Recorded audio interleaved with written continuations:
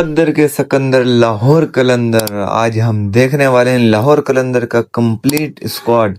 मुकम्मल उसका एक्सरा करने लगे हैं। कौन से उनके पास ऐसे प्लेयर थे जो वाकई अकेले दम पर ट्रॉफी जितवा सकते। लाहौरियों का कमाल ही चल रहा है भाई। हर साल आओ पीएसएल में सारी टीमों को हराओ, चुपचाप ट्रॉफी उठाओ, गायब हो जाओ और सो जाओ। बस अब इनका बंदा देखे ना कि ये पिछले साल के भी चैंपियन है, उससे पिछले के शायद वो भी चैंपियन है, उससे पिछले के भी शायद ये चैंपियन है। ये पिछले हैं, ये चैंपियन बनते ही जा रहे हैं। बाकी लोग क्या करने आते हैं यार। लाहौरियो बाकियों पर भी कोई तरस खाओ। जितना है फ्रेंचाइज पर तरस खाया गया है एक टाइम पर, और उसके बाद जो उन्होंने कमबैक किया है भाई, वो मुझे याद है फवार राणा का दौर। बड़ी बड़ी मुछों के साथ बैठे होते थे, लेकिन उनको देखकर लगता था जैसे रहम मांग रहे हो। रहम कर दो भाई, मुझे जाने दो। वो बाकी टीमों से तंग आए हुए थे, मुझे मत छेड़ो, मेरी इज्जत क्यों लूट रहे हो भाई।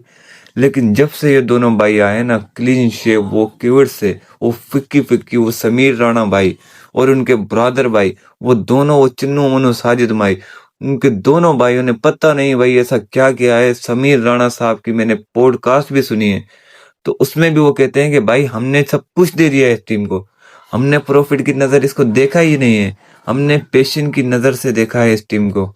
और ये बात इनको देखकर वाकई मानने को तैयार हो जाती है। जितने भी प्लेयर डेवलपमेंट प्रोग्राम में ये लोग करवाते हैं, जगह जगह शहर शहर में जाके इन्होंने, अभी भी पीसीबी के साथ मिलकर अभी एक प्लेयर डेवलपमेंट प्रोग्राम करवाया था पिछले साल। मतलब ये लोग पूरा साल चल में रहते ही रहते हैं। ये ऐसा नहीं है कि प्रॉफिट कमाया साइड पर हो गए, इन लोगों की बहुत मेहनत है इसमें। इन दोनों भाइयों को देखकर वाकई लगता है ये इस टीम के हकदार हैं। जिस तरह का फल ये खा रहे हैं, ज्यादातर टीम उनके पास अपनी बनाई हुई है। शाहीन शाह अफरीदी, नईम और भी हैं बहुत से, तकरीबन उनके पास बहुत से प्लेयर बनाए हुए हैं। और उन्होंने सिकंदर रजा को भी ऐसे काबू किया है, वो ऐसी फैमिली बना दी है कि वो भाई एक टांग पर खड़ा होकर आ जाता है। वो इंग्लैंड से आ जाता है, कहीं से भी आ गया फाइनल खेलने के लिए कि मैं भाई फैमिली। इस साल भी समीर राणा साहब कह रहे थे कि सिकंदर रजा जिद कर रहा है कि मुझे कम पैसों में खरीदो, लेकिन वो कह रहे थे नहीं भाई तुम्हें ज्यादा पैसे देंगे हम। ये है कैसा कमाल है यार इनका, ये सही फैमिली है उनकी। उन्होंने वो इमोशनल अटैचमेंट लगाई हुई है प्लेयर्स के साथ। ऐसी फैमिली बनी हुई है कि वो जुट होकर खेलते हैं इनके साथ, पैसों की परवाह भी नहीं करते। तो उनसे सीखना चाहिए लाहौरियों से, जिस तरह उन्होंने फ्रेंचाइज को जमीन से उठाकर आसमान पर ले गए हैं। क्या सॉलिड किस्म की फ्रेंचाइज बन चुकी है। और इस दफा आप स्क्वाड भी देखो तो मैं स्क्वाड आपको बताता हूँ, इस दफा तो बाकी टीमों के पास चांसेस थे ना कुछ प्लेयर रिटेन करने के, कुछ को जाने देना था, लेकिन बाकी टीमों ने फिर भी लगड़ बगड़ रख लिए। मेन प्लेयर को जाने भी दे दिया। इन्होंने अगर कुछ प्लेयर्स को छोड़ा भी है जो ऑक्शन में गए थे, फिर भी उनको हर सूरत में वापस ले लिया। फखर जमान को नहीं छोड़ा, हारिस रऊफ को नहीं छोड़ा, ऑक्शन में लड़ते रहे इनके लिए। बाकी फ्रेंचाइज ने फखर जमान के लिए बहुत फाइट की थी, लेकिन उन्होंने कहा नहीं भाई नहीं, हमें नहीं जाने देंगे। अब जाहिर है जब बंदा इस तरह फैमिली बनाता है तो प्लेयर भी साथ देते हैं। और आप उनका स्क्वाड देखो कितना सॉलिड किस्म का स्क्वाड है। सबसे पहले हमारे द वन ओनली फखर जमान, बंदा चल जाए तो अकेला ही काफी है। उसके साथ अब्दुल्ला शफीक, मेरी किताबी प्लेयर, मेरा ख्वाब शाही। कब चलेगा यार तू भाई, कब खून खोलेगा तेरा। जब ये फॉर्म में आता है ना तो इसका स्टाइल इतना प्यारा होता है, सीधा मार रहा होता है, टक टक टक कर रहा होता है यार, क्या मजे का स्टाइल होता है। लेकिन मसला है कि फार्म में 5 साल बाद आते हैं। हमारे प्लेयर फार्म में आते हैं लेकिन बहुत लेट आते हैं, जब चिड़िया खेत चुटकर बीट भी कर जाती है तब हमारे लड़के फार्म में आते हैं। इसके बाद इनका ओपनर मोहम्मद नहीं, बहुत अच्छा प्लेयर थे, पिछले साल तबाही मचाई थी इसने। और मजे की बात है कि इनको सस्ता भी पड़ा है क्योंकि वो इमर्जिंग कैटेगरी में था। फिर आसिफ अली, इस भाई ने जब से कहा है कि यार 150 में छक्के मारता हूँ रोजाना के, तब से किसी की नजर लग गई है। फूफी के ताबीज काम कर गए, नजर ही नहीं आया बंदा, लेकिन फिर भी खतरनाक है यार। लोअर मिडिल ऑर्डर में आए तो मैच फिनिश कर सकता है या फिर टीम को फिनिश कर देगा।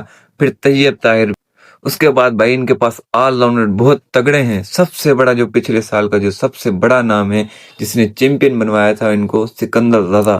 हारा हुआ मैच इनको जितवा दिया था अकेले दम पर लास्ट में आकर। सिकंदर रजा के बारे में हम क्या ही कह सकते हैं, सारी दुनिया जानती है कितना खतरनाक किस्म का वो ऑलराउंडर। वो ऐसा प्लेयर नहीं है जो सिर्फ नाम का हो, बल्कि जब फार्म करता है तो अकेले दम पर बैटिंग और बॉलिंग दोनों से मैच जितवा सकता है।